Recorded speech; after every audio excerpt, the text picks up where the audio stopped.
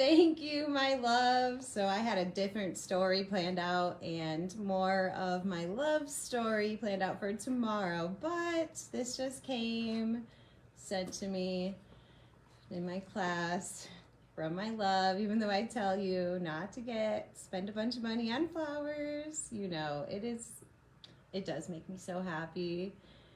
Happy, happy tears. Thank you so much, love. So yeah, I thought this was a good day. I am going to share out our story, love. I didn't tell you that I was going to share our story, but you're my love and my life. And so Brad and I met in 2002 at J.C. Penney's in Athens, Ohio, when I was a college student. He was a townie, and he was in the back in the stock, like the stock boy, and I worked in the women's department. And I was a full-time college student, so I would work more in the second shift evening, and he was always putting the women's clothes away when I would get to work. I do realize he told me eventually that he was checking the schedule to see what time I was coming in and would save the women's clothes for that time. And we just hit it off.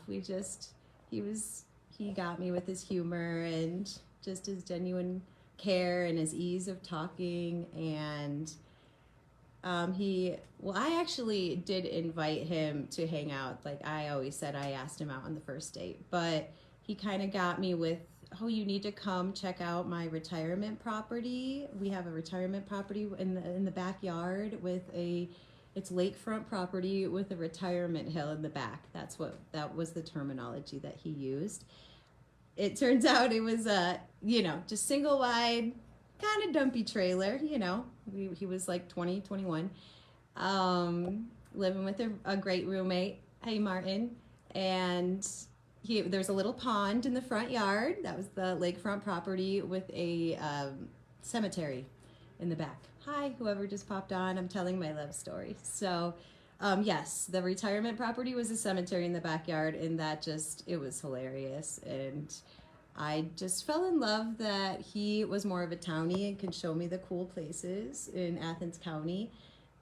So I wasn't just stuck in the bubble of Ohio University, which was a beautiful bubble, but he exposed me to just a lot more of the cool places to hike and fish and all that good stuff. So we did a lot of long distance. We were together, this is 2002. We're going on 22 years that we've been knowing each other, at least. I moved down to North Carolina after I graduated to teach in Kannapolis for 3 years, and we did the long distance thing for most of that time.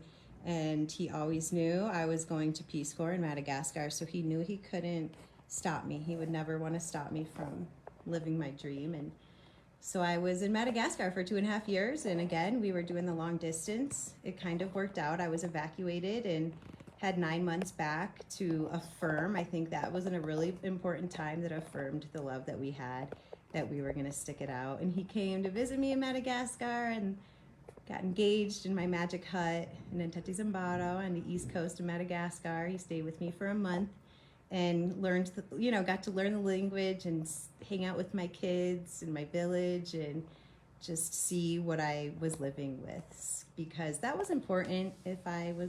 I just really wanted my partner to know that part of me, because that was a big part of me, and it always will be. So we came back and we returned to a beautiful cabin in the woods. That's a whole nother story that I'll have to share on another day, about this really primitive cabin with an outhouse. It was the perfect landing place he gave for me when we were engaged for a year, and I was doing AmeriCorps until we got married. And then the next year we came out to Colorado and had our Colorado babies. So there's a lot of long distance in there and patience, but we have always had a really strong communication. It was in our wedding vows to give foot rubs every night. We still do. And that is just when we come together and reflect on our days and actually talk, and make sure we're both seen and heard, and just have that time to focus on each other and the importance of communication and relationships. And I am so blessed to have you, my love, that we just continue to work on that always. We know we don't ever take it for granted, but you know you don't have to get me these beautiful flowers, but they're so beautiful. So thanks, my love. I hope you all have a wonderful Valentine's Day.